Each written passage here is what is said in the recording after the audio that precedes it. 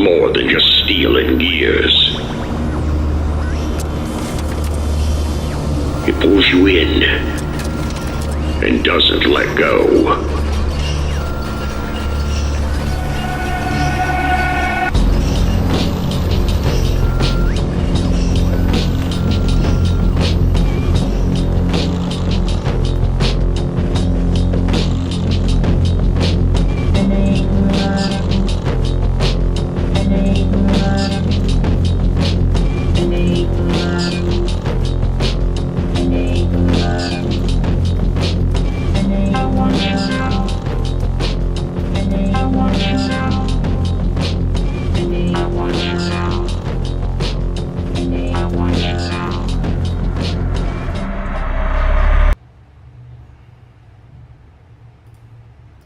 Okay, hello. Welcome to the Carousel with Will Hild. Glad to be with you. This is awesome. Welcome, Bill Hild, Wild Bill Hild. That's what I have been called Wild many times in my life by accident. One time I was doing a panel and they accidentally printed my name as Wild Hild, and I was like, let's just change that legally right now. I will take that nickname. Wild Hild. We got to make that stick. Okay, you are the world's foremost expert on a topic that a lot of people talk about and no one knows what the hell they're talking about ever, which is, oh my God, not Blackstone, BlackRock. BlackRock. Oh my God. Right. I did this again. All right, we're changing. Sorry, we gotta just fix. I just fixed the title. It'll fix. The title will fix. Don't worry. But anyway, so you are here. Let me. Oh God. BlackRock, not Blackstone. So look. You went on the Good Old Boys podcast and talked all about what your organization does. Your organization is called, what is it? It is called Consumers Research. Consumers Research, which has actually been around since like 1927. Yeah, depending on how you want to count it. I think the articles go back to 1929, but that was sort of before people formalized that type of thing. So I think it actually kind of started operating in like 1927. So we're coming up on 100 years. Yeah. And so I'm aging amazingly, by the way, clearly. You are. You're 100 years old. I'm the Pam Bondi of consumer protection. What is going on with that? Dude, I don't get in the adrenochrome rumor stuff, but if anybody's using it, geez. It's a good surgeon, whoever her surgeon is. Yeah. She is killing it. I know you see these pictures, you're like, what? I know. But there's always something weird going on there, though. It's like Megyn Kelly kind of looks the same way, and it's like, what's really going on here? You know, it's like you feel like you're gonna see. You remember when that news reporter, the famous guy, got caught like pinning his like fire jacket behind him? Did you see no, that? I didn't catch this. Yeah, what happened? He's very big, but he's very like clearly kind of fruity, and he's like one of the biggest anchors, and he was reporting on the California fires, and his like fireman outfit looked like really well, like it looked like Taylor. Oh, he had like pins back here, like Yeah. if I got my shirt, like did this kind of thing, right? Yeah. I did. I didn't catch the video on that, but I remember hearing like somebody laughing about like that happening to that guy. Yeah, and it was like, bro, just wear it's Right. a fireman's outfit. You don't need to like make sure. Yeah, it's like, it doesn't need to look like, fitted. okay. Yeah. Okay, so I want everybody to really understand that we're talking about BlackRock, not Blackstone. BlackRock derives from Blackstone. It came from Blackstone. It was Larry Fink and what's his name, Schwarzman? Yeah. They left Blackstone. Excuse me. Larry Fink was working at Blackstone, and they got crossways with management, and so he went and started his own firm and named it BlackRock as, I don't know if it was like a middle finger or an homage. Like, it's kind of unclear now because they've made up, so they don't highlight that sort of portion of the history. But it's certainly related to Blackstone. But they're in they are both in the investment business, but they are in very, very separate wings of it. They don't interact in the way that like you would think, given how close their names are. Yeah, which we'll get into like what the difference between them is in a second. Mm-hmm.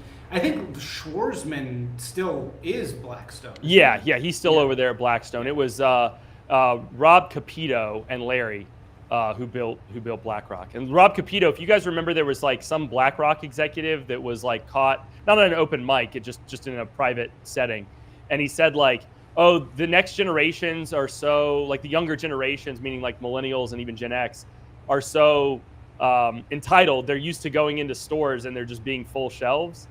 I don't know if you vaguely remember that quote. That was Rob Capito. That wasn't Larry, but that was a different BlackRock founder that said that. He was actually an oil gas. Kind of just funny little backstory.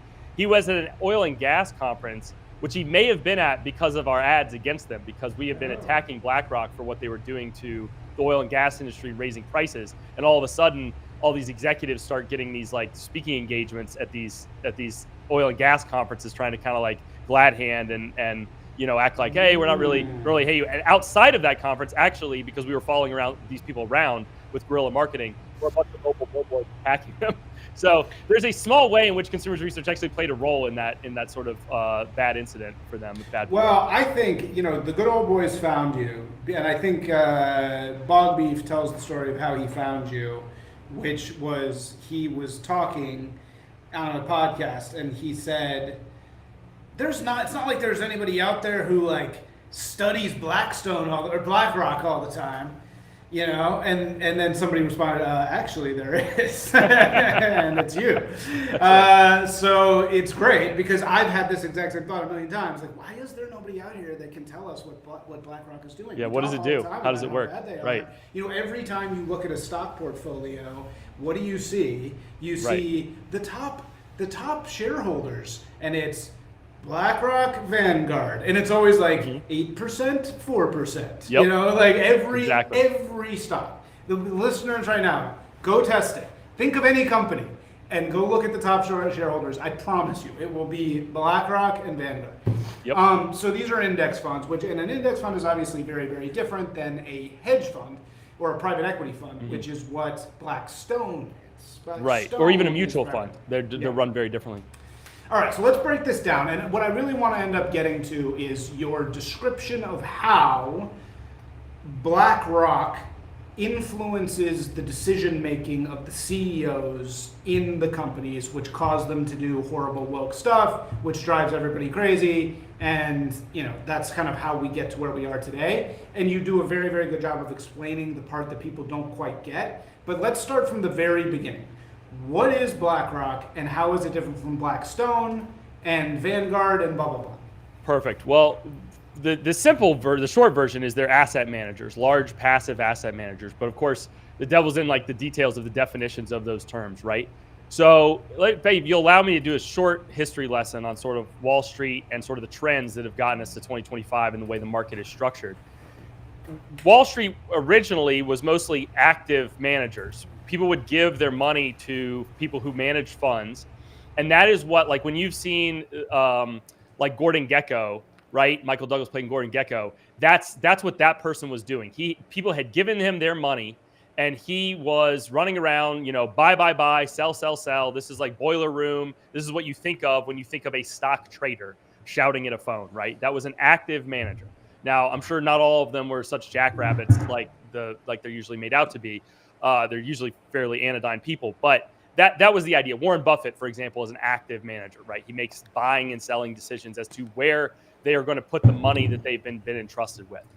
Starting in the 80s and the 90s, somebody whose name I should have right at the tip of my head, but I don't recall, basically came up with a body of research that said that the average fund manager, the average guy yelling buy and sell, loses to just a general basket of stocks. Like if you were just to go buy the entire S&P 500, the guy you picked to manage your money will do worse than that. And specifically, he'll do worse than that, not necessarily because he won't beat the market or at least break even with the market in some slight way, but you have to pay him a significant fee to manage your money. That fee is called an expense ratio. It's the percentage you gave someone $100. It's the number of dollars they take every year out of that 100 to pay themselves for managing your money. That's called an expense ratio. And once you factor in the expense ratio, in other words, the salary of the guy managing your money, the vast majority of these fund managers don't beat just the performance of the overall market. And that led to the development of something called the passive fund. And the passive fund basically does just that. It buys a broad swath of the market or whatever its subset is. So, for example, you could buy a passive fund that's a whole S&P, or you could buy an asset fund that's just every dairy company or every oil and gas company, right? They make subsets. In fact, there's now more passive index funds than there are assets to go into them. In other words, there are more ETFs or more exchange traded funds that are passive than there are stocks to go in the funds, because you can formulate them a million different ways. But the idea being that because it's just a computer buying regardless of the price and not making any kinds of investment decisions, those expense ratios, those fees that the fund charges, can come to almost zero, if not zero. And some now there are actually companies that offer zero expense ratio exchange traded funds because they're trying to get, it's like a loss leader. They want the customer base to come to them, right? And so that has led towards tons and tons of money flowing from people actively engaging in buying and selling and being price sensitive, meaning if they see something that's expensive, they sell it. And if they see something that's cheap, they buy it, towards more and more money being in passive funds where the machine does not care. If you give it $100, it goes into the market and buys $100 worth of shares, right? It doesn't care what the price is. It has a list of stocks and it just spreads your money, not evenly because it's weighted by the size of the companies, called market cap. But basically it buys according to a schedule, and it's not making any kind of investment decisions in terms of, I don't like this stock, I like this one over here, right? Okay, so to just de-jargonify this. Right. At some point in the finance history, it used to be you had to actively manage other people's money. Then, when did this happen? There was a law passed. No, it was more like research. It was more like somebody figured out a better mousetrap. And okay, so this wasn't a legal thing. Yeah, money just started flowing out of these active managers into these passive managers. Yeah. So it wasn't any sort of law that allowed this to happen. You could have been a passive manager the whole time. Doesn't matter.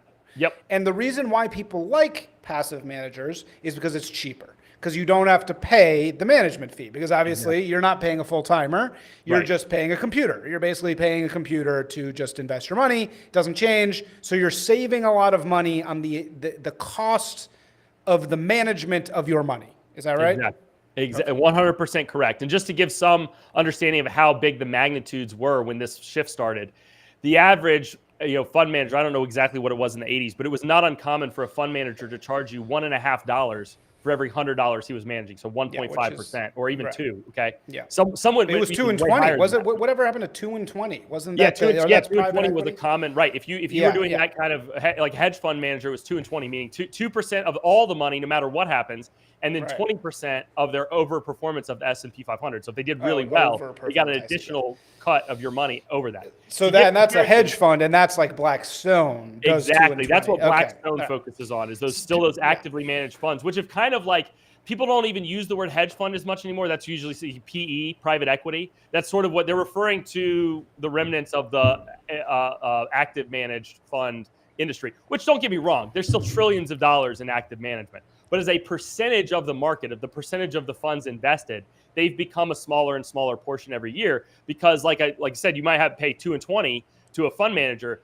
An ETF might charge you 0.1. In other words, 10 cents for every $100 that they're managing. So we're talking about magnitudes of 1/20th of the fees that you'd pay an active manager, or even less, in order to put your money in the broad swath of stocks. Yeah, in the S&P 500, and then you're weighting based on how much the market cap is of each of those on those 500, and you don't have to worry about it because, hey, somebody else has already done the work of deciding which stocks go in the S&P 500, and they're all very safe. It's all like, hey, you're never going to lose any of these things.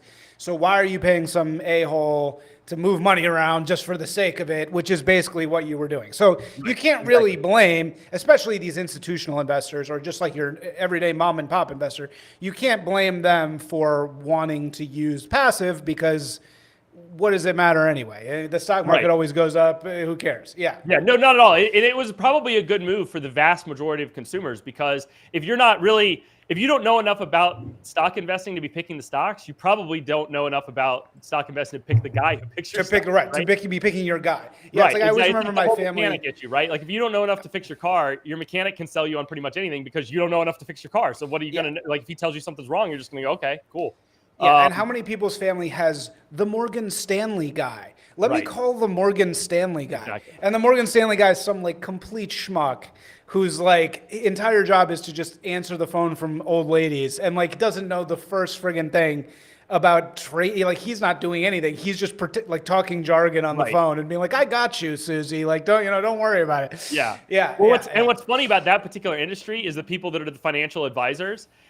All of the large asset managers like BlackRock and State Street, they have people whose job it is to talk to those people and give them a bunch of stuff to say about the market to their clients. Like, we, our analysis shows that this is going to go up and this is going to go down, blah, blah, blah. Because those people, I'm not saying, don't come at me here, but the vast majority of financial advisors don't really know what the market is. They don't know anything. Right, I always remember, right? yeah. Your job is to like call little old ladies all day, right? And like be friends, send you a nice birthday note, right? So I always remember my mom just being like, would always just like show up at the dinner, like not the dinner table because we didn't have one, but she would always just suddenly be like, I really think we should invest in Duke Energy. I've been really thinking about this, and it's like, what the hell are you talking about? Like, wait, you don't even know. Right. You don't even know what that is. Like, you don't like where are you getting these? You probably got it from a financial advisor. No, and definitely. A financial advisor probably got it from BlackRock or State Street because they use that relationship to encourage financial advisors to encourage their clients to get into BlackRock funds. So they'll say like, we think the next 6 months is going to be defined by like higher inflation, and a good product for a higher inflation environment is the BlackRock high inflation ETF or whatever. Yeah. So it's a way of them to they help the financial advisors sound smart to their clients. And in return, the financial advisors kind of push them into the products from those representatives. Right. Yeah. Exactly. Totally. So anyway, that's a little aside about what goes on in that space. But yeah, this isn't an attack on anyone moving to passive. It's probably been an overall very good thing for the vast majority of consumers. But where this feeds into the power that large asset managers like namely BlackRock have, but there are others, is that this all lends towards economies of scale. It's actually really hard to manage, like actively manage super large sums of money. Like if I gave you $50 billion to invest, it's going to be really difficult because think how often you would like how many different places you would need to put that money and how many different companies you need to be thinking about, right? But actually, it's really easy to passively manage $50 billion. It's like perfect because now even 0.1% of $50 billion gives you all the money you need to put a computer together to make the buys and the sells and still have a lot left over for profit. So that's driven the expense ratios for passive down, and the economies of scale have led towards the biggest players being able to price the most competitively. And so it's, in other words, bigger encourages it to become bigger and bigger and bigger. It's sort of a self-licking ice cream cone in terms of big. And so you've ended up with these massive, to take it all the way back to how you opened the discussion, that's how you end up with looking up like, who controls the top percentage shares of like Coca-Cola? And it's the same three people. If you check that or Nike or American Airlines or anything, right? It's BlackRock, Vanguard, State Street, usually in that order. There's some little variations here and there, but the vast majority of the time, it's going to be those three in that order. And that's where that power comes from when you talk about how that works. But that's how you get to that beginning point you mentioned, where that's the order. Right. And you're saying, just for the sake of economies of scale, the inertia when it comes to being a competitive passive investor is to get bigger and bigger and bigger. Exactly. That's what you want to do, because why not? Let's think about it. There's no differentiation on the investment. The S&P 500 fund at BlackRock is the same at Morgan Stanley. It's got the same stuff it is at State Street. Like, it's the same list of stocks. Like, there's zero difference, right? Right. But so the one thing they can compete on is price, and so they just move towards just goes down and down and down and down and down. Right. Exactly. It's like people always talk about, well, what price of what has gone down? And actually, like, probably the price of the thing that has gone down the most is asset management fees. Right. You know, that's bottomed out. That's a good point. I never thought of it that way. It's up there with like flat panel televisions from South Korea. Like that's it's down like 95%. Yeah, right. Flat panel TVs, asset match. Okay, so then we have this seemingly innocent thing going on. Mm-hmm. So how does it turn dark? Yes. It turned So black. what's weird, and this is very counterintuitive, Brock. but the passive managers end up being in a position where they have to more actively manage the companies that they own. And the reason for that is if you are an active manager and you decide that a company isn't doing very well, okay, or is about to not be doing very well, the easiest thing for you to do, right, isn't to like go into management and complain and threaten to replace them, because to aggregate that much to get control of the corporation is very difficult. The people who do it have to specialize in that alone. Like people like Paul Singer and David Ackman and Carl Icahn, they're called activist investors. And even they don't ever usually get 50% of the company. They get like 5%, and then they threaten a bunch and try to get other people on their side, right? Like it's very difficult. So most active managers, if they didn't like a company, like I'm talking like 90%, 95% of active managers, they didn't like a company, they just sold it. They don't own it anymore, right? It's not their problem, right? Passive managers don't have that ability. They can't sell anything. If it's in the S&P 500, they have to own it, and they have to own it in the amounts that the S&P 500 weights things, right? So they end up controlling all the shares of these stocks, and there's votes every year in for like re-electing the board members of these companies, for voting up or down on their compensation package. This has kind of come into the news lately with Elon Musk. You know, he had a compensation package that was approved by the shareholders, and then that activist Delaware judge said, "Isn't there someone you forgot to ask?"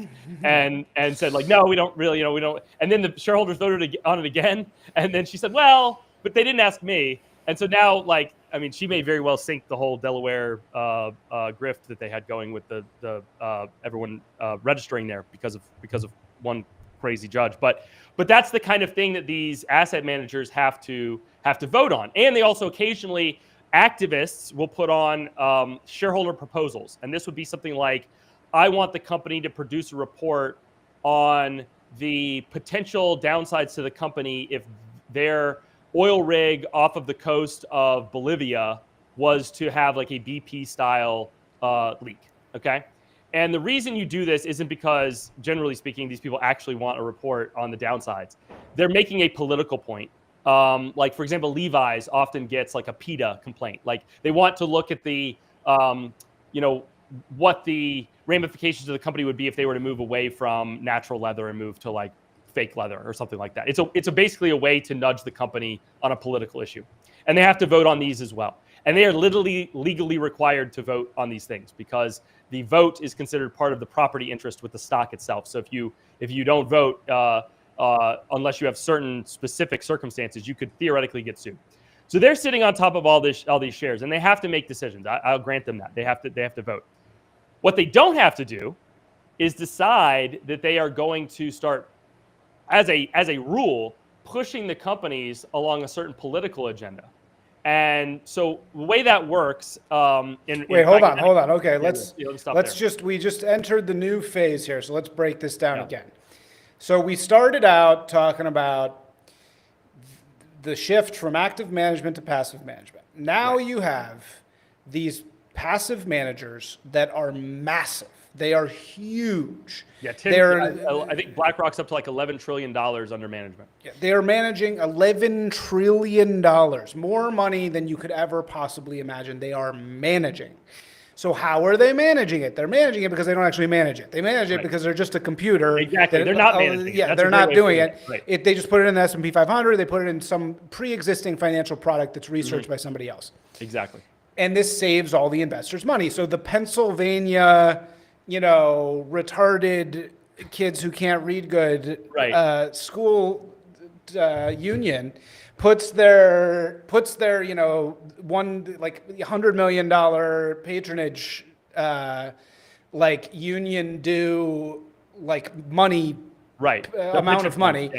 They put that into BlackRock, and it just sits there. And BlackRock invests it, but passively. They don't even actually invest it. They're the sort of the middleman between S&P 500, these sort of pre-existing financial instruments, and that fund. So essentially, nobody ever talks about Vanguard for some reason, but let's just focus on BlackRock.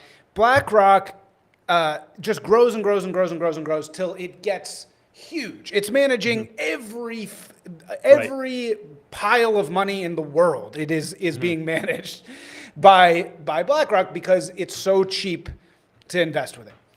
Correct.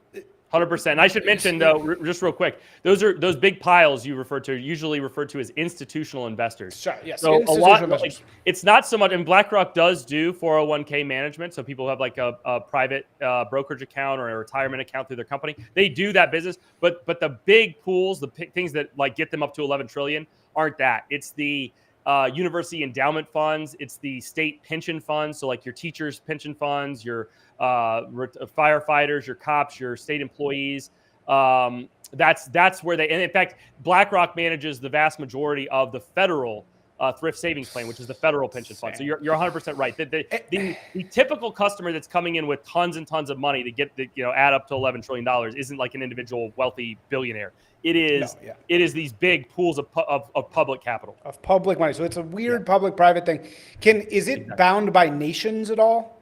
No, in fact, that's totally a great point, unbound. One of the things that pushed BlackRock in this direction, and that's not to let them off the hook on that, because someone shouldn't be able to pay you to break the law. But one of the things that pushed them in this direction was some of the large sovereign wealth funds. Trump is now talking about America having a sovereign wealth fund. Some countries they take the profits, like the trade. We have a trade deficit. A lot of companies have a trade surplus with us. They'll take the surplus from that, and instead of giving a check to everybody, they will create an investment fund. So it's like a private brokerage account, but for the country, right? And so Japan, for example, and Norway, there's lots of them. There's lots of countries that have them. Saudis have them. But two very important ones are the Japanese sovereign wealth fund and the Norwegian sovereign wealth fund.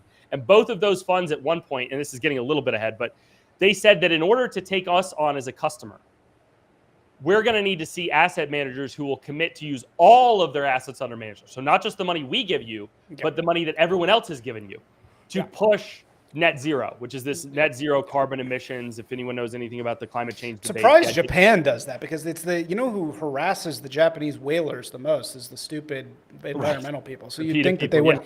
But anyway, hold on. You're saying something. I want to get to that. Mm-hmm. But the reality is, the Teachers Union of Pittsburgh is having their money managed by the same group as the entire country of Japan, which is completely insane. I don't know that the sovereign wealth fund is probably not all in BlackRock. They probably didn't hand the whole thing over. Of course. I'm just saying some of it, basically. Yeah. And what's really insane is that I can't believe that this is allowed. This should not be allowed. There shouldn't be allowed to be one entity that does this with different countries, in my opinion. But anyway, that's for another time. But okay, so we have these massive things. Now, normally, as you just said, a active investor, when they don't like that the CEO of X company is doing something dumb, or they don't like the rules that are being passed in that company, their primary recourse is to simply sell out of that company. They're like, okay, I'm cashing out. I don't like this. I'm an active investor. If I'm active, I don't like what that company is doing. My recourse is to sell the stock and go to a different company. A passive investor doesn't have that luxury because it's locked in. It can't sell because that would make it active. So because it's just existing, it has to automatically invest. The one thing it can do, however, is since it owns a bunch of shares that it doesn't really own a bunch of shares. It owns it on behalf of its pool of money. Yeah. But it does get to vote on those shares, and vote meaning vote on various proposals inside the company. Board of directors, the compensation packages for the executive. And I think you put it exactly. The best way to think about it is the CEO compensation package. Mm-hmm. So Larry Fink, the head of BlackRock, basically kind of stumbles into this position of being able to vote a large percentage of the shares on the CEO compensation. So suddenly there's this guy in the room who's supposed to be a passive investor, but he does have the power to influence the CEO pay. Right. He actually, ironically, becomes the least passive investor. Because if you're an active investor that doesn't like the company, 9 times out of 10, you're just going to disappear. You will no longer have any connection to the company whatsoever when you sell. Right. But with Larry, even though he got all of his stock is from passive investing, he becomes somebody who you always have to deal with. Yes. Because he can screw you up if there's a vote on your compensation package, Right. he can Right. say, I'm going to take my 7% of the votes. It's a governance problem. He's going to say, I have 7% of the votes.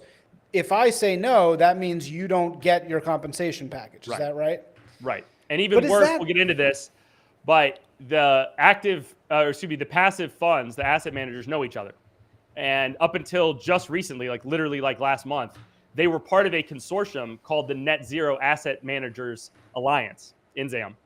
And so they were coordinating. So not just if you ticked off Larry Fink, but if you weren't like enough along on your net zero plan, you have now effectively ticked off a cartel of State Street, Vanguard, BlackRock, and there were hundreds of signatories to this thing, which just to be clear, I believe that's a illegal cartel. There's this lawsuit out of Texas alleging the same. So if people are sitting there going, wait, that doesn't sound legal, that can't be the case. I agree with you. That doesn't sound legal. That shouldn't be the case. And shortly after Texas and a bunch of other states sued them, it stopped being the case. But that was for the last 10 years, basically, or maybe it was 8 since NZAM started. That has been what corporate managers have been up against when they are getting pressure from people like Larry Fink. It's not just Fink. It's that there's a lot of other asset managers colluding with each other. Yes, 100%. And so, right, you're not only having the pressure from Larry Fink, you're having the pressure from all of his friends who have decided to get together. Mm-hmm. My question that I actually don't know the answer to, when it comes to something like a CEO package, say it was just Larry Fink by himself and BlackRock owns 7%, 10%, is that really enough to sink a CEO compensation package vote? Right. That's a great question. I get that all the time because it doesn't sound like much, right? Like 7% doesn't get you anywhere near 51, right? Right. And the reason it does is because a couple things. One, that 7 or 8% or 9% is going to be the single largest block of capital or shares voting together. Like that speaks with one voice, right? To it's self definitional, right? If it's the largest block, it's the single largest block voting together. The other problem is if you're voting on a compensation package, you don't want to be squeaking over. It's not like a presidential race. You don't want to win by 50.1% or whatever. Like that is a really bad sign. Like you basically should retire if you hit 50, if you get right over the line. It's over. In fact, when you're running board of director re-elections, if it starts to look like a board of directors starts to get 90%, 80%, 70%, even though in a political election that would be an absolute landslide, if they start seeing that happen, they will find a convenient reason why that board of director is going to be rotating off the board. They do not like for reasons that are too tedious to get into. They do not like to see anything, shy of like a 90, 95% for these things. If another reason, like look at what's happened to Elon, as I mentioned before, you don't want to give anyone daylight to do a shareholder derivative suit and have someone sue on behalf of the company to say, I don't think this executive actually should get this, even though it was voted on by they'll come up with some reason why the investors were misled and they'll sue. So you really need to be closer to 100 than you do to 50, or you're really in trouble. And that's part of the reason that they have the problem. The other reason, and this is one thing I didn't cover in the Good Old Boys podcast that we ran out of time to cover, and we can just set it aside if this gets into we haven't even finished BlackRock yet. But the other reason is there is a industry called proxy advisors. The vast majority of asset managers aren't as big as BlackRock. BlackRock does all its voting internally, right? It has people for that to decide how they're going to vote. But most fund managers, active or passive, aren't that big, and they don't want to deal with it. And there's a law that basically allows them a safe harbor provision, like meaning they can't be sued for how they vote if they offload it to one of these proxy advising firms. And there's really only two. There's basically two options: Glass Lewis, ISS. Wait, you're getting cut off. Your sound is getting screwed up. How's that? Is that any better? Yeah, better. Okay, sorry, there's two proxy voting companies. There's two proxy advisors, and all proxy advisors mean is they advise other funds on how to vote. And because of the way the SEC has structured the safe harbor provisions, if you don't want to deal with it, you can just pay ISS or Glass Lewis to vote your shares, and you don't have to deal with it anymore. And you're not really culpable for how they vote. In other words, if they screw it up, it's like, it's like when if you ever had an accountant do your taxes, at the end they sign so that if the IRS comes after somebody, like you may have to pay the missing taxes, but you won't go to jail. Like the accountant. It's like that, right? The advisors are stepping in and saying, listen, we're the ones. We'll take the liability. Yeah. So those companies, in a weird self-licking ice cream cone controversy, I think honestly ought to be a much bigger deal than it is. You would think that they would hire like financial analysts, to like people with bow ties, and they'd be like in there crunching numbers, like what does this executive earn and what is he worth and blah, blah, blah. That's not how their stuff works. They form committees called public policy committees. Or I should say policy committees, not public policy, policy committees that are made up of influential members of the market, like BlackRock. I see. Yeah. So and they poll basically in a group what those people are doing, what the top minds in the market are doing, and that's how they form their advice. So if you are an executive and BlackRock walks in and says, we don't like your failure to set a net zero standard, or you're farther behind, not only do you know that they're walking in with 9 or 10% of your company, but you know they're saying the same thing to ISS and Glass Lewis and to all their other friends at Net Zero Asset Managers, RIP, you won't be missed. So it's not just like, it's a weird thing where even though they are not overall a huge portion, because they're the largest portion, they speak with this huge voice. And you have to be very worried about what BlackRock is saying to you and to other people about your company, namely ISS and Glass Lewis. Yeah, so it's like a tyranny of the middleman thing. It's like it's somebody who's come in here. It's very similar with CAA and WME in entertainment. It's like these people who've come in and actually no one wants them. It's like they're not actually there. They've sort of snuck in as a middleman that's supposedly passive and helpful and totally unelected, totally unpaid for. Yep. And then suddenly, next thing you know, they're friends with all the other middlemen, and then whoops, we actually control everything. And the company, this is spot on. Like if you've ever read James Burnham's Managerial Revolution, this is the ultimate tyranny of the managerial class. Like they have, especially in this particular space of ESG, completely detached themselves using the principal agent problem, right? Because it's not just their principal agent. It's like principal agent. So to give you an example, like with the pension funds, for example, the ultimate like beneficiary, right, is like the retired school teacher, right? But she's not the person that manages the fund. She doesn't get to call BlackRock and say, I don't want you managing my money or you're screwing up or whatever. The money is managed by a group of trustees, right? And these are made up of all different ways. I actually had someone research it in any way you could conceive of making up this board.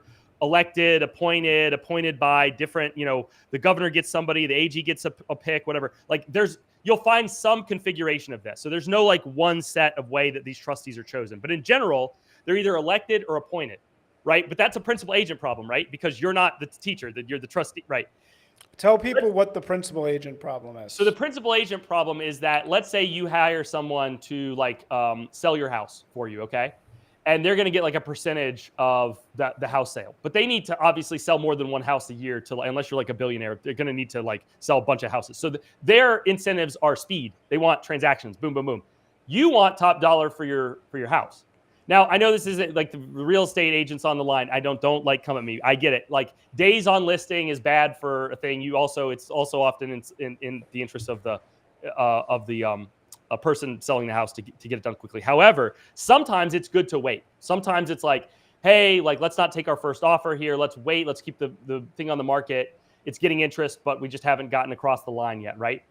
You have a divergent interest with you're the principal. Meaning you principally own the home. Your agent is the real estate agent. That's why I chose the analogy. His interests are to get you to sell for slightly less, right? But just get it done. Because let's say you reduce the cost of the house by 10% to get it sold. That costs him pennies because he's only getting 5% of the sale price. But it costs you a lot. It costs you 10%. And so you have slightly divergent interests, which is why it's good to find like a good agent that you can trust that kind of understands that and is like not trying to screw you over. And it's part of the reason that agents don't always have the best reputation, right? Because there is this disconnect. So principal agent problems are anytime there's a difference between the person whose asset is being managed or sold or whatever, and the person doing the managing, doing the selling. And that is the exact issue you have with BlackRock. BlackRock doesn't own any of these stocks for their own sake. Like, it's not their money. It's not Larry Fink's money. It is a teacher in Ohio who's 70 and retired. It's that person's money. But that person doesn't even have a direct relationship with BlackRock. They can't call and say, you've screwed me. I'm done, right? Like, I'm moving to Morgan Stanley. They may have to call their governor and say, the trustee you appointed, along with the other trustees that the attorney general and the treasurer in my state appointed, aren't holding BlackRock accountable, right? So you have layers.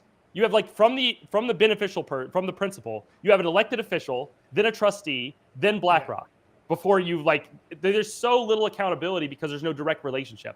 And that is why you had, to your point, this is like the managerial class has completely detached themselves from, like, direct accountability, and they can kind of just do what they want. And they, because of this weird active to passive thing, ended up holding a ton of power over all of corporate America, which is effectively the U.S. economy. Yeah. It's so crazy. It's so, it's like, in entertainment, it's a little more, like, acceptable to have this, like, kind of middle layer because you need it for curation. But it's like, in this case, these people seem completely, like, a passive investor should be a passive investor. They should not be screwing around with the policy of the company. So in any case, what ends up happening is they have this big seat on the board because they own all these shares that have been passively invested. Nobody thinks Larry Fink's going to show up and start telling people what to do, but as soon as he can do that, of course he does do that. Right.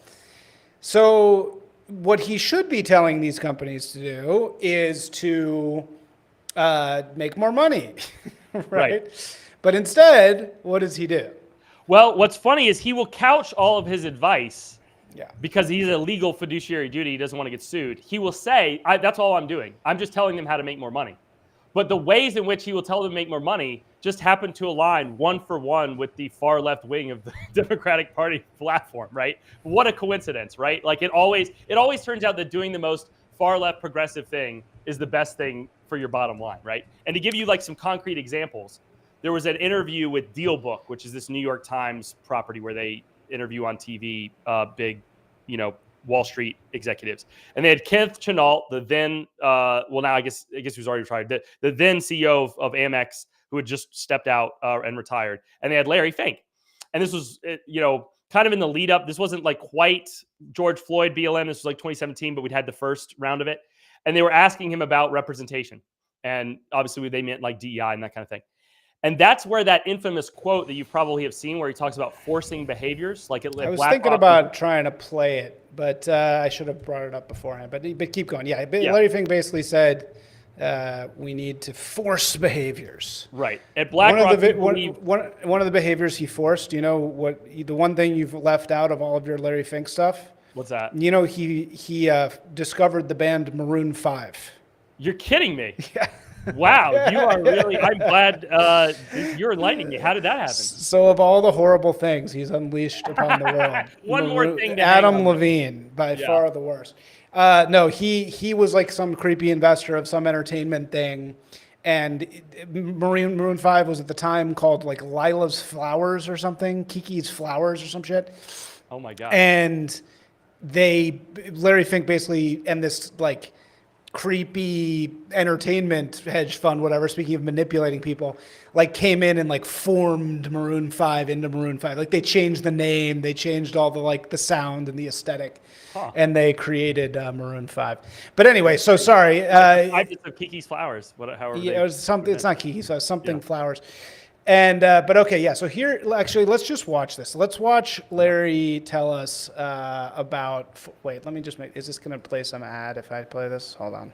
Yeah, it usually does. Yes, it is. Fuck that. Sure. All right. Yeah, never mind. So anyway, Larry Fink says. At BlackRock, we believe that for behaviors to change, behaviors are going to be have to be forced to change. And at BlackRock, we are forcing behaviors to change. Now, that's usually what gets clipped because brevity is always worthwhile on the internet. All right, wait. Okay, let's just watch it. You got it? Okay, let's watch it. You've got it muted. Oh. Yep. Behaviors are going to have to change, and this is one thing. Wait, let me turn him up here a little bit. Turn the volume up there. He really Fink is what is Merrick said Fink is the perfect name. What is a Fink? Could is you a believe Fink what is the philosophy Looks where like a things are rat. like nomalism or something like that, where things fit their name? Yeah, it's a nominative determinism. Yeah, I think nominative is what they determinism. call it. What is a Fink though? I don't even know what a Fink is. I think it means a traitor. Oh my god. Oh, they're gonna hit you with the. Oh, Fox. Why does every news site have the here we worst embedded web player? We're asking companies, you have to force behaviors, and at BlackRock, we are forcing behaviors. What we are doing internally is, if you don't achieve these levels of impact, your compensation could be impacted, okay? You have to force behaviors. And if you don't force behaviors, whether it's gender or race or just any way you want to say the composition of your team, you're going to be impacted. Wow. Yeah. I bet he regrets that one. I've certainly worked hard to make it. bet old Larry Fink wishes he did not, do the big bump that he did before getting on stage that time, or whatever adrenochrome hooker he was really feeling himself that day. Yeah. Really feeling himself. All right. So what? Okay. So tell us what we're saying here. Yeah. So what he's saying there, and that even wasn't in the total full clip, because he talks about we're looking at this across every company we're invested in, which is we've just belabored for the last 45 minutes, is every company that's publicly traded because of the nature of passive investing. He's saying that like this is what we're doing to them. In other words, we're going to start affecting your compensation if we don't see the makeup of your team, meaning their C-suites and their boards, or maybe even the full makeup of the entire company, look the way that BlackRock has decided that it needs to look. So he didn't use the word, but what he's basically saying is we're setting race and sex-based quotas, right, for your boards, or even sexual orientation there. There's sort of an allusion to that. I mean, this is full DEI. This is like you're going to have 30% this and 15% this and 12% this, or we're going to affect your compensation. We're going to force behaviors. We're going to change your team. And I know from a fact because you might be impacted. Yeah, you may be impacted. Yeah. You could see that in an email, right? Might be. It's impacted. like, hey, CEO, whatever. You may be impacted if you do not. That's a great point. I never caught that, but that is some real. That's some real like feminist circle back, feminist style like HRism, right? Yeah, you may. He's not saying we're going to fire you. He's not saying like you're done. It's very like you may be affected, right? Yeah, you might be impacted a little later. Exactly. It's okay. So the big why, of course, and let's not go into too much darkness here, but why is he doing this? Yeah, that's the big question. And then let's talk about the solution, because I think the solution, I don't know. I mean, I think what you're doing obviously is one of them, but why the hell does Larry? I mean, look, I want to be fair. He is on stage with New York Times. Right. So if he's as much of a Fink as Larry Fink is, and he's just a complete, I'll say anything to get power, maybe he's just telling the New York Times what it wants to hear also, right? But we know for a fact that he does actually institute these ridiculous quotas of race and all this stuff. So why? And also, I also just want to say before I forget to say, I've actually met some CEOs of some of these companies. A lot of times I've met CEOs of like the under company that's part of a parent, or like but brands you've heard of. I've met them. A lot these CEOs aren't what you would think of as CEOs. They're not like the CEO of maybe the parent's parent company. Maybe is that, but a lot of times the CEO of a company is actually like a middle manager type themselves. They're not actually. These are not the Randy and Ubermenches that we imagine. These titans of industry, right? They're kind of like paper pusher types. They're kind of like just I went to the right schools. I know the right people. I'm a woman, or I'm whatever, and I like that's why you see a lot of these. Company, like when the company that you've heard of like kind of gets taken over by like a random Indian guy, it's usually like, nothing against that. I'm not saying this like racially. I'm just saying it's like there are many Indian people who are very capable of starting their own businesses. I'm not saying that. I'm just saying that the middle manager type that kind of is like that.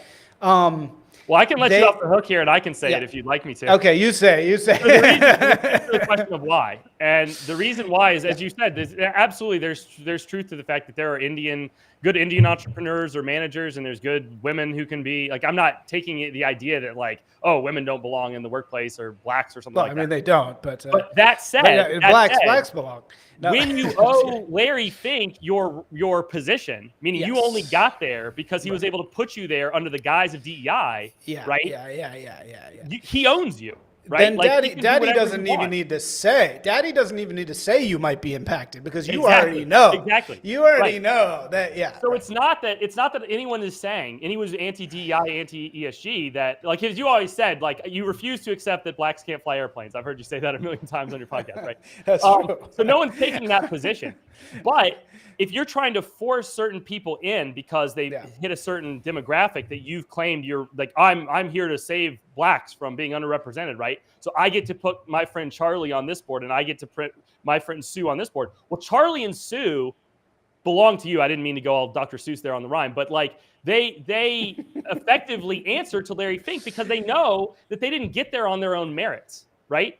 And that isn't to say that a black person or a woman couldn't get there on their own merits, but it probably wouldn't have been that one, right? And that's the issue. And that's part of the motivation is that it basically, not only does Larry already control these companies' shares, but allows them to have a significant portion of the board that is only there because they were hitting some sort of race and sex-based quota, which is the problem with DEI in general, right? Like, again, it's not that we need to be discriminating against any of these groups, but when you discriminate for any group, you start selecting for things other than merit and competency and skill. And what you're really selecting for in that point, it's not stated this way, right? We think we're selecting for race or sex, but what we're really selecting for is political loyalty to the left.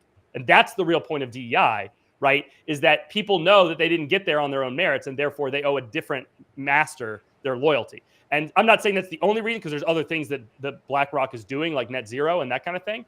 But that's why it's so advantageous for Larry himself to be pushing this kind of thing, thinks he's going to force behaviors, is because it's a way for him to aggregate more power. And he, in turn, what he gets out of it is that without going through the tedious history of his career, there's been a number of times, major times, where he has benefited greatly from beneficial treatment from governments, both here and abroad. And for example, you remember the movie The Big Short? They do a little flashback to the beginning of the creation of mortgage-backed securities. And it's like people in like 80s ties, right? They've like, it's just a real quick, like it's some guy with a projector screen and he's like running numbers and everything like that. Larry was in that room. Larry helped make mortgage-backed securities. Like to your point, like I guess he went from there to renaming Maroon 5. But he helped develop that asset class. And I'm not, whether he was at fault for that or I don't know. But like when the whole thing blew up in 2008, because of that, he was called in to help with that. And as they were figuring out part of what happened with TARP, with the Toxic Asset Release Program and the collapse of these mortgage-backed securities, wasn't that they were all bad. It's that because they hadn't really been policed, we didn't know which ones were bad and which ones weren't. And he was brought in, and BlackRock was brought in to help parse the good assets from the bad assets. And lo and behold, who gets a really juicy slice of the best assets coming out of that arrangement is BlackRock. And in fact, he had, I think, been a subsidiary of Merrill Lynch at the time.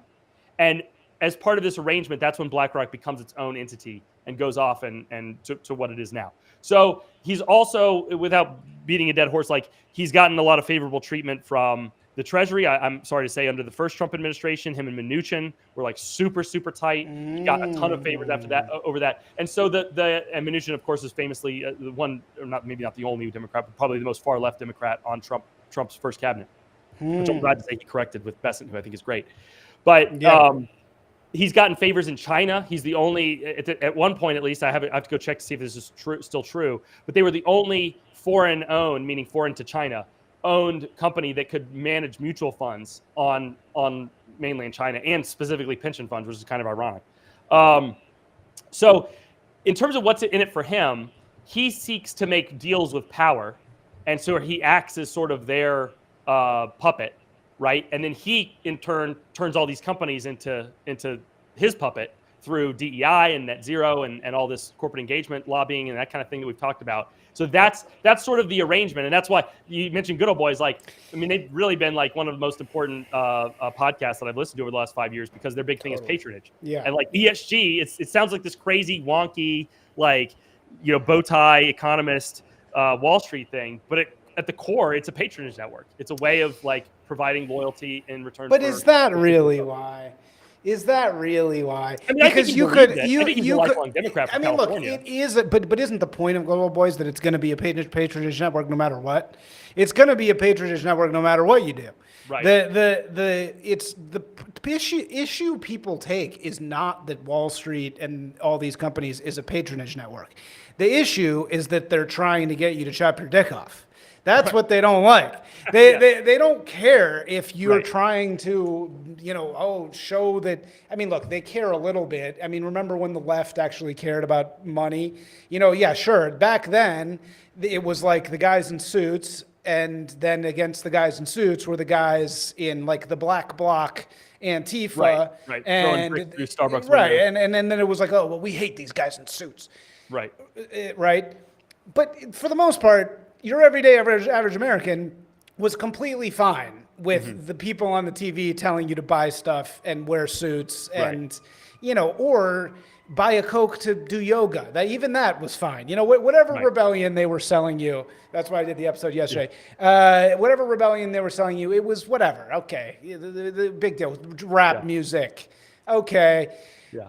The thing that went wrong is the insanity of wokeness, right? I mean, this seems extremely obvious, but what doesn't make any sense to me at all is why the hell would Larry Fink, I'm talking about the substance of the corruption, why would he make it this? Why would he want it to be so subversive and gross and anti-white and why would he do that? Yeah.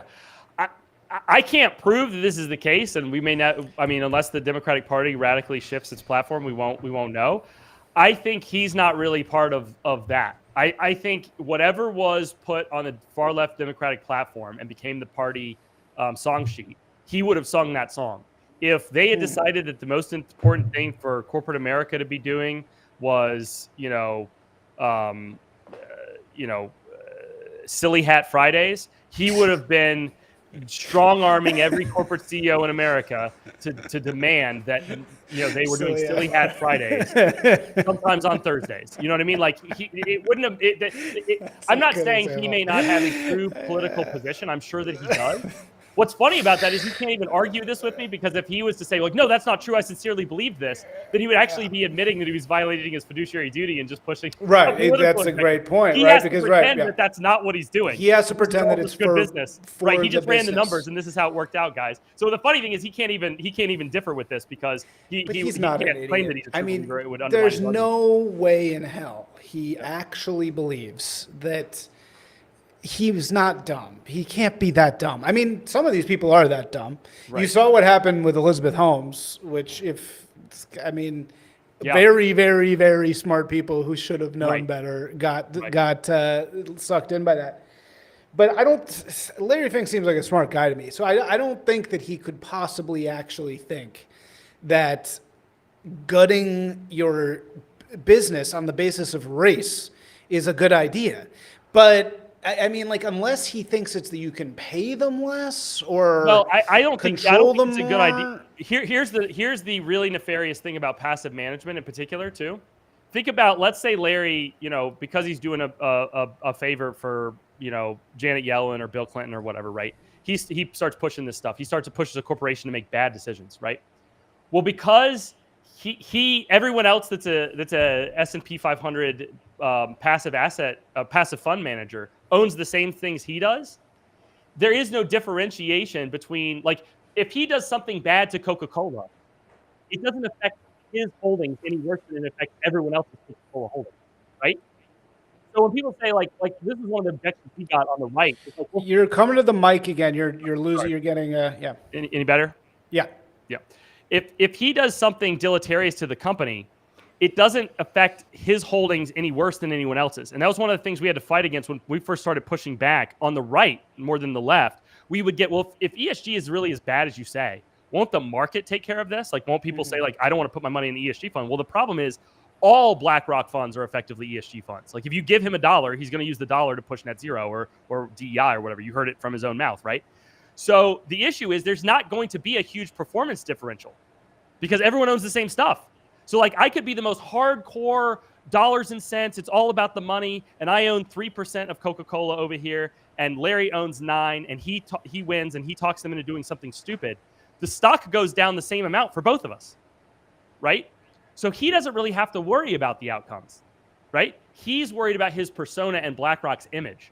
And up until we started running ads against him, which we never really got to, I'm happy to talk about that, especially from a marketing perspective. I'd love to chat about that part. We never really got to it on the Good Old Boys podcast. But until we really started highlighting this for consumers, which is our main job is consumer education, people weren't like, there was no way for the average person to know like why this was happening. So he was getting away scot-free. He was getting to do favors for Mnuchin and Janet Yellen, Bill Clinton and Chuck Schumer or whatever. And the average Republican didn't have any idea, or the average person even, just what's a BlackRock? Like, what does that even mean? And he really lucked out there naming it after Blackstone because like it's a hard, like people even get the firms confused, right? So he really covered. I think we did polling when we first started, and like don't quote me on this because it's been years since I looked at it, but like I think the name ID was like 14%, and then we had like a follow-up question, like multiple choice, like what does this company do? And I think only got like maybe 5% knew what it could correctly say what it was. So you're talking about 1/20th of the population even understanding what BlackRock did. So yeah, but the people who knew about power, right? The people, the insiders, they very much knew and knew they needed to keep him happy or at least keep him following orders.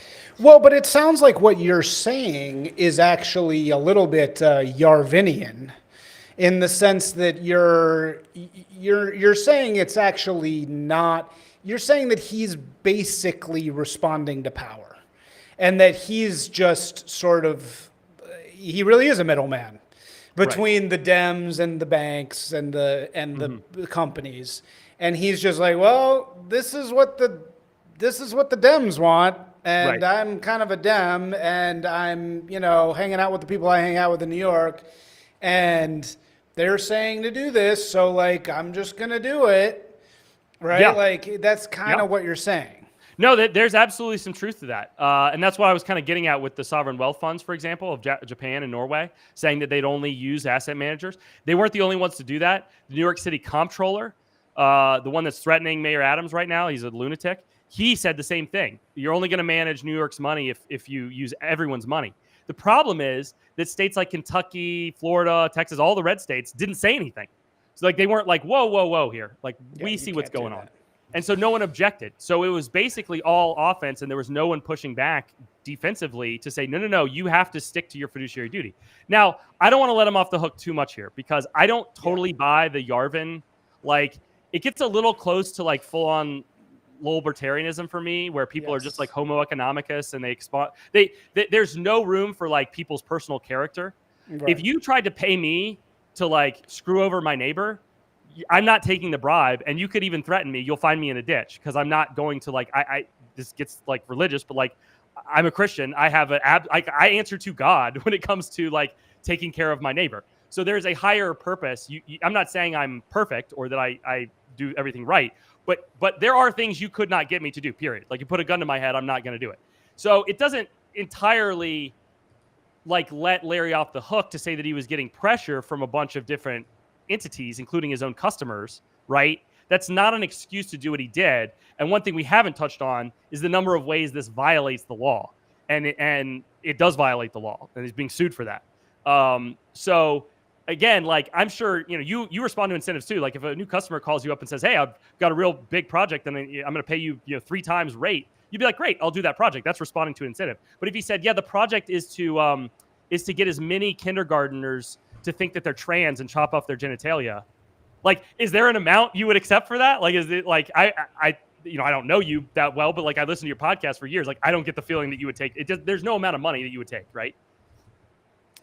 That's kind of why it's like I'm a Yarvinian on it in some ways, and I'm a Yarvinian in it not. I think you're right. I mean, I think actually, in a really, really practical sense, you're correct that this pressure, and this is what BAP would say, this is what Yarvin would say, and BAP has actually literally responded to me specifically about Larry Fink and said exactly this, which is, it's not Larry Fink. It's Larry Fink would be gone in 2 seconds if he said certain words, right? Is I think what BAP said, and that always really stuck with me because I was like, is that true? And I understand that's kind of half of this is. It is true that he's responding to pressures and he's doing, it's just kind of this whole giant Borg that's pulsing in the same direction and all that. Yeah, and that's... Oh, sorry, I didn't mean to cut you off. On the other hand, my response to that has always been like, well, so what? You know, like who cares? Let's still hold him responsible. Like, okay, you're okay, well, fine. Maybe he is a coward who's just doing whatever and doesn't actually think about what he's doing. But then you're going to be the guy, if you're going to hold yourself out to hold $11 trillion in funds. Right. Yeah, well, sorry, maybe it's not exactly you, but you're going to be the guy who's going to be responsible for it. Right. Exactly. Like we're still going to hold you responsible for it, even if it's not you. Somebody's got to be held responsible for it. And, I think that that's kind of what we've learned, right? I mean, what's been so great about this administration is that, and Yarvin said, I was wrong, which is like, well, yeah, maybe it's not really these people's fault, but they're still the ones doing it. So, somebody's got to be held responsible for it, Well, and it's like, even if you take, let's say go full Yarvin and people are just billiard balls, right? Like they are objects, according to Newton's laws, and they move according to like the forces being applied to them. Like, that actually means you should hold Larry even more accountable, because what you're saying is the only way to change things is to apply a counter force and get him to go into the pocket you want him to go into instead of the Democrats. Exactly, right, because he needs to be forced. Exactly. Yeah, he needs by his own admission, right? Behavior, it's kind of projection, right? Like behavior only change when they're forced. And that's what you're doing. And that's what you're doing. And that's the business we're in. Exactly. Yeah. Exactly.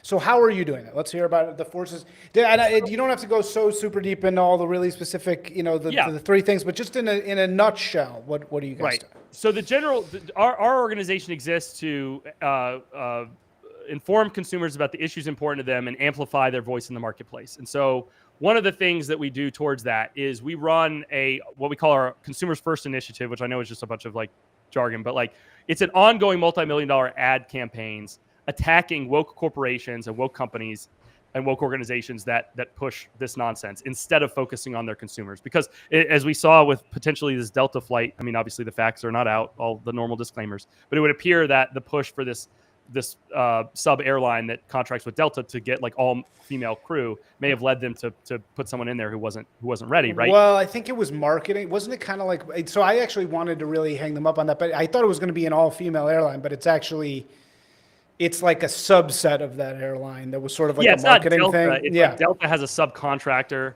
and I can't remember the name of it, but they had even been that isn't exactly. Oh, it's not even that. Okay, got it. It's not that isn't all female. It's just they had a stupid. It's very similar to Bud Light. They had a stupid marketing thing that was like unmanned flights. Like this is one of our flights happens to have no men on it, but it's like I'm sure if you actually went in and looked at it, they would be hiring all women. Oh yeah, no, I didn't. Sorry, to be clear, I wasn't accusing them of not having any male pilots, but just that they had clearly used a DEI type advertising that sometimes. For sure. You will go onto our planes and there won't be any men manning it. And they thought that was something to brag about, which is just sort of odd because it's like you would never do that in any other, right? Like all Samoan airline, right? Like there's only Samoans on here. It's just an odd thing to brag about. What you'd need to prove, again, is that was evidence of the discrimination, right? You'd have to say that the same people that made that stupid marketing campaign were also actually actively discriminating against men inside the company, right? One would have to serve as evidence of the other. Yeah, for a lawsuit. I'm not suggesting that that they're like legally culpable because of that. My point was just that companies that go woke tend to be distracting from issues at the company. And our ad campaigns highlight those problems and explain that this company's probably going woke because of these other issues. I'll give you an example. Ticketmaster, which is a company that we hit, Do you remember at like the high point of like the election integrity legislation fight, like with Georgia and Texas, and they were saying this is Jim Crow 2.0, and they took the Major League Baseball game out of Atlanta and took it to Denver, I think, in Colorado.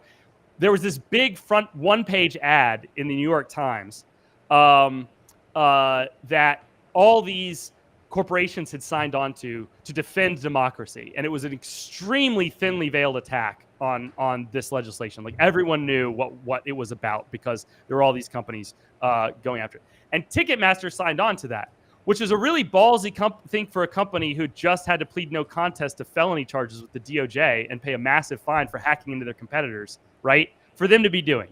But the reason that you would think, well, look, why would you risk that? Why would you be self-righteous when you're like basically admitting to being a criminal organization, right?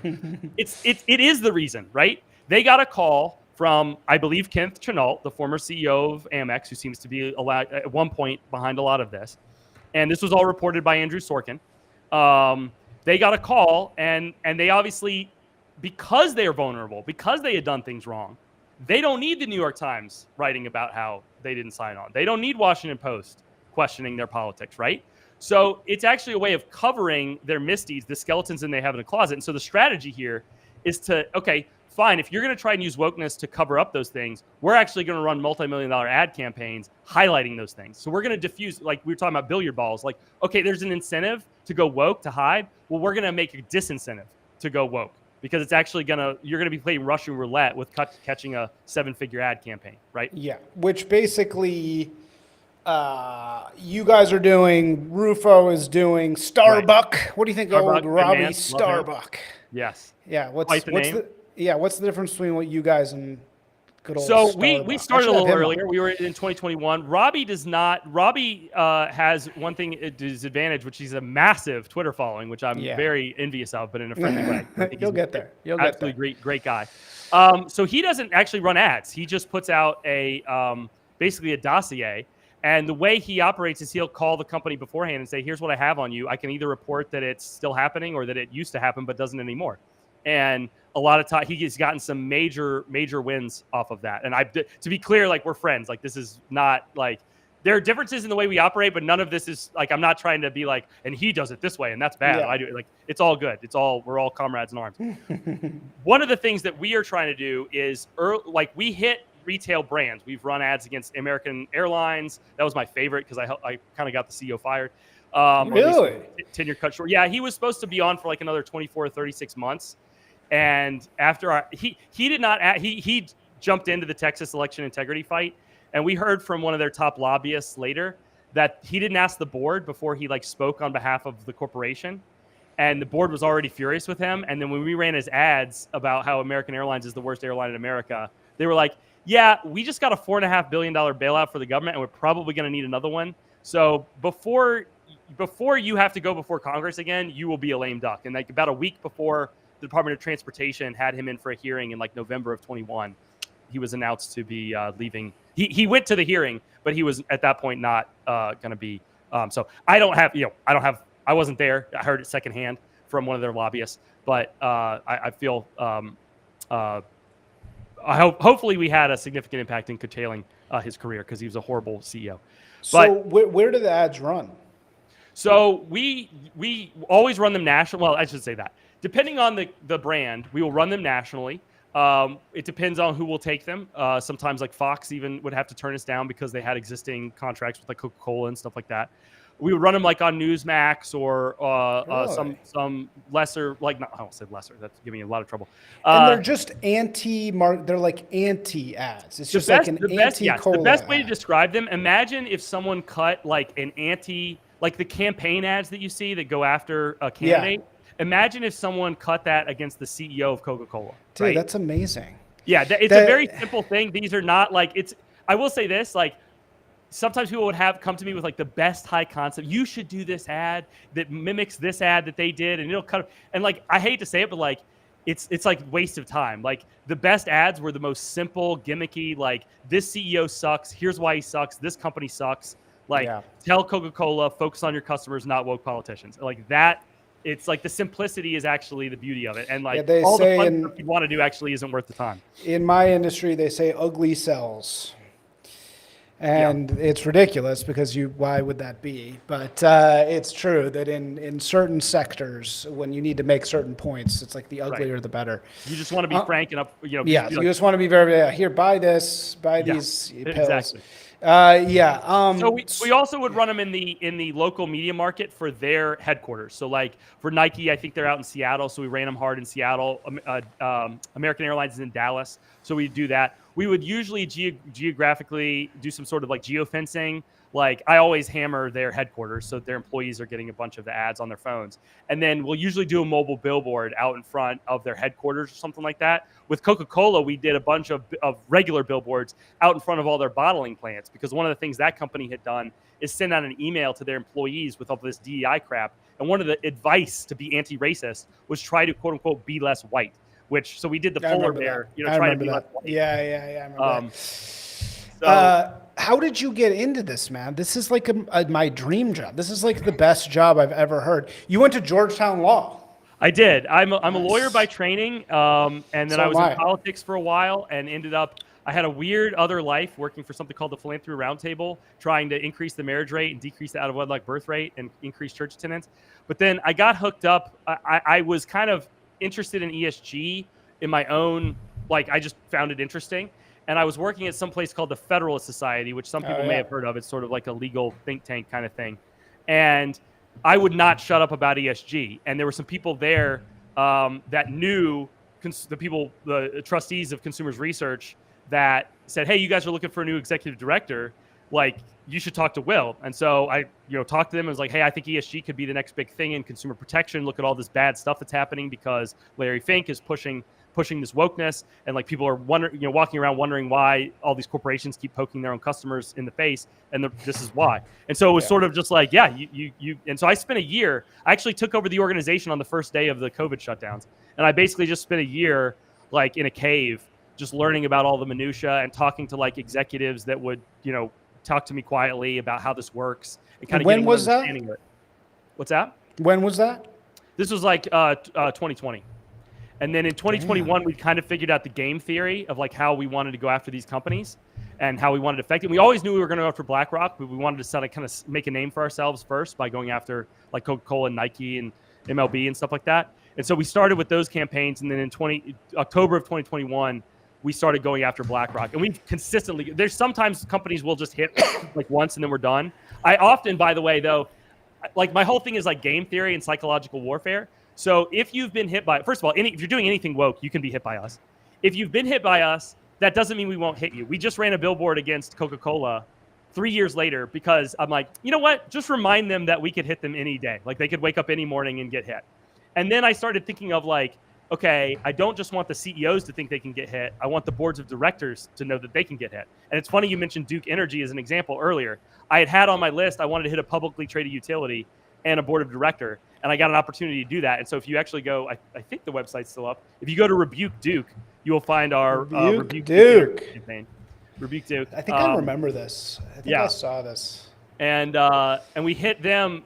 One of their board members that's super woke was speaking at a conference of boards of directors. And so we put a mobile billboard attacking him in front of the Rebuke Duke Energy with all their woke stuff. I see it. They were paying to trans kids too. Well, I shouldn't say that. I'll get sued. They were paying to put transgender ideology in front of young children. Sad. It's very sad. These DI very departments cool. are cancerous. So like basically I'm in like a psychological warfare guerrilla marketing great, man. campaign. The other thing I'll just note, that's about half of what we do. The other half is then taking that momentum, that anger that people righteously have against these companies and trying to talk with elected officials about what they can do to tear down all the supporting scaffolding, like all the ESG stuff we talked about, the asset managers, the proxy advisors, even the banks in a lot of circumstances, to push back on that and to tear this down. And to be clear, I am not taking credit for Robbie's hard-won victories, but so that when people like Robbie Starbuck or us come up against these companies, they're pushing on an open door more and more because there's not the protection from Larry Fink and State Street and Vanguard and ISS and Glass Lewis. That stuff, if we can get those people on their back heels, then when Robbie hits PepsiCo like he did today, they're going, Larry's not coming to my anymore. He's gone. Right, like, I'm on my own here. So it makes it easier to cave in all that nonsense. Wow. I really do think so much of it really changed with Bud Light. Yes. Because, and I wrote about this a lot at the time, and because that seemed incontrovertible. Like they didn't have the excuse that this was good for business anymore. Right. They could not with a straight face. Nothing, because it hit the revenue. That was why every other previous one of these, like, I hate when people call it a boycott because it wasn't a boycott. Yeah. But we have a no boycott policy. It is not our good. job. Yeah. That's like the worst. Yeah. It was a gay-cot, which was that, the Mexican guy who drinks three of these things on the construction site every day was like, I think I'm good. I can just buy the identical beer directly next to it in the store. Right. It's like, in marketing, we call that preference marketing. It's like that you have these identical things in the grocery store. How do you just tip it slightly? That was like a huge tip. It was like, all right, well, I'm not buying that. Yep.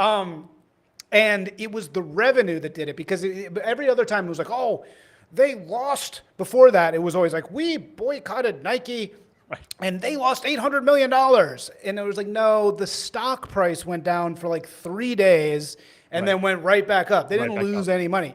Yep. Whereas with Bud Light, you could not deny the revenue. The revenue was down, just plummeted. And that was like, all right, well, we can't hide this anymore. Like, we can't pretend like this isn't there, Right? Yeah, and they lost on the rankings too, like from a market percentage when you're going from like the number market one beer. cap, Even the revenue is important. Don't get me wrong. Obviously, that's the whole reason you have business. But like that too was like, now they're the second beer in America. Now they're the third beer in America. Like those were horrible. I mean, the brutal headline.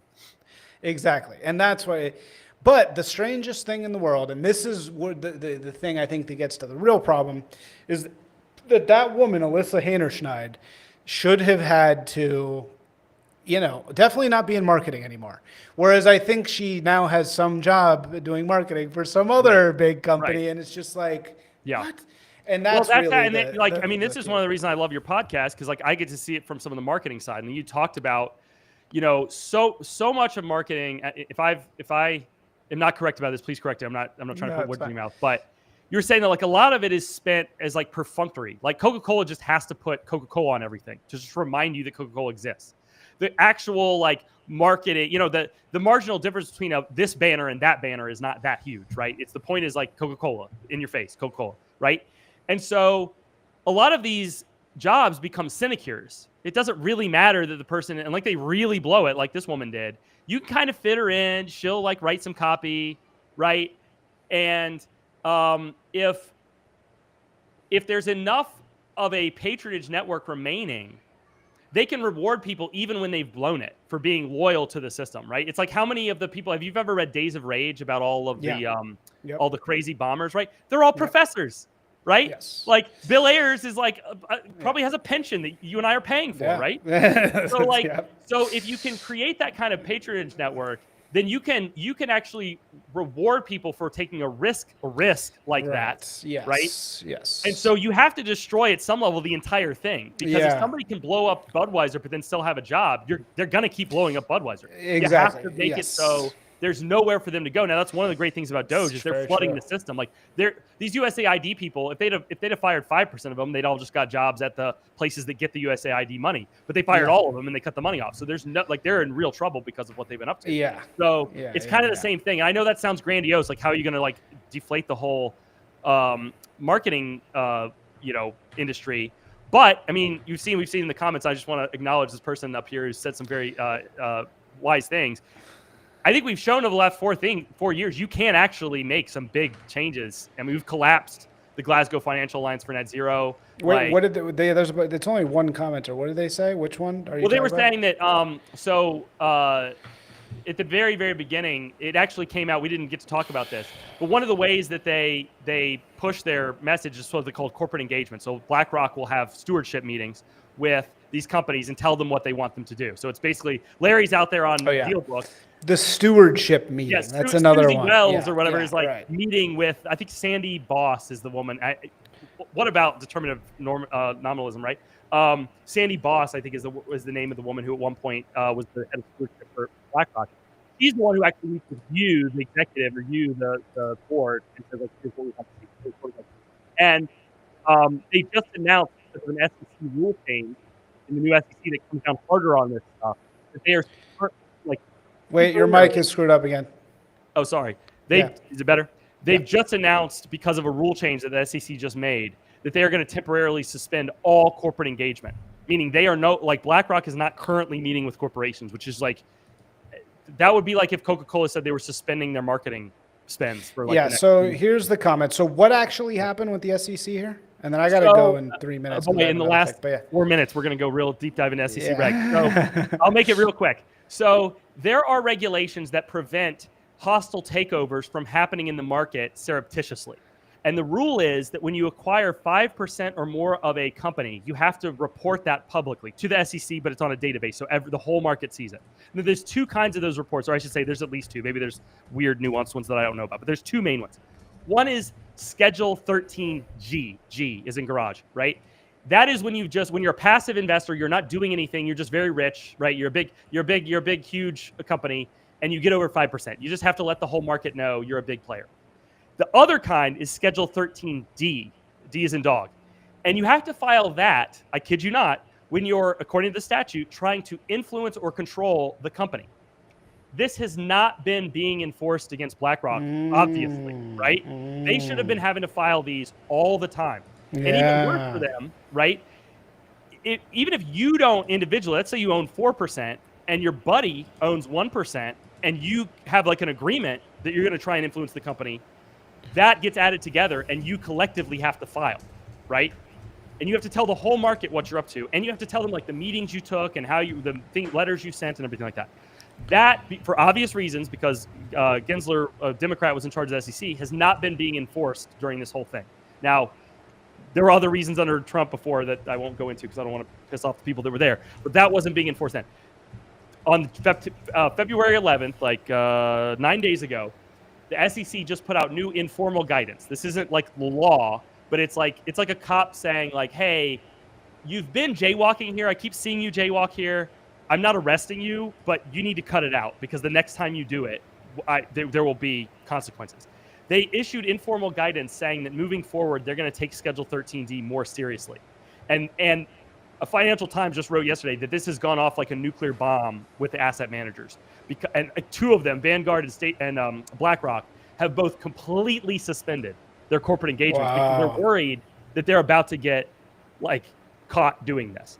And so I want to make one point here. I don't want to paint too overly triumphant of a picture because I think that's the big danger we're at right now in the fight. Is it feels like the walls of Jericho are coming tumbling down and it's over, like it's all done in one big.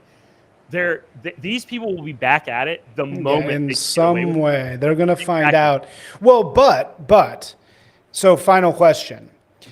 If we still are not really in the answer of, I mean, I think the work Rufo has done and similar people, Local Distance have done to understand critical theory and how critical theory seeks to undermine everything. And it's all about undermining thing after thing after thing. And that's how you prevent fascism. And that's really the whole goal here. And with Shahulu marching left, that's kind of part of the reason. But even when we say they're going to get back to it, get back to what though? Because if really this was all about power the whole time, and they don't have power anymore, why would they get back to it? Like what do you think is really going on in Larry Fink's mind right now? Last question. I think, and I'm going to use an analogy here that I'm using. I want to note that I'm using an analogy so I don't get sued for defamation. It would be a little bit like what we dealt with in the 90s with the mob, right? Or up through the 90s, I should say, with the mob in New York. that I mean, I'm sure there's still organized crime. Don't get me wrong. But that was sort of the last hurrah, right? That's when Mayor Giuliani really went after the last remaining families, right? And just nuked them. At least that's my understanding, right? You could say that what's stopping someone from like reforming the Italian mob now, right? Like Rudy Giuliani's retired. Like the new guy's kind of, the new guy's a cop, so maybe not, but certainly under Blasio, like he's a joke, right? But the problem is like there's inertia to organizations and to patronage networks and to mafia networks, right? And it's hard to go from zero to nothing. Like the reason the Italian mob formed is because there was all of these interpersonal connections between immigrants who are moving here, right? And as those break down, they're very hard to reform. Yeah, exactly. And so I would say that if we can get to the point where we've broken the patronage network, the DEI patronage network, the net zero patronage network, if we can break these down, even though there's no literal reason why they couldn't be reformed in the future, it's going to be a lot more difficult than just like turning the dial back up to 10. Like, hey, the coast is clear. Now that doesn't mean we absolutely do need to make structural changes so that this can never happen again. I think antitrust enforcement, which I hope to see coming out of FTC over the INSAM stuff that I keep mentioning, that's a huge thing. Like knowing that both parties take this seriously will go a long way towards that.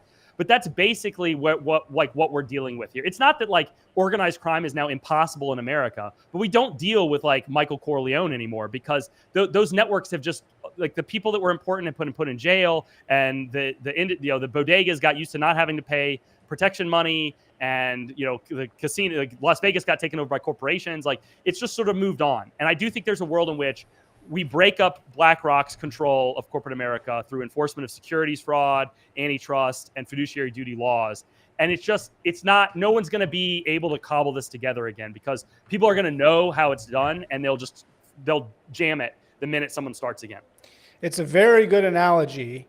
But let's hope we don't miss them like we missed the mob, because Vegas was way better before it was Disney-fied. Yeah. And so was New York City. So, we missed the mob. So let's not hope we miss this mob. And I don't think we will. Well, at least I don't think people like you and I won't. People like you and I won't. It's less stylish than Larry Fink enforcing DEI quotas on the board. So like, I don't think we'll miss. He's not.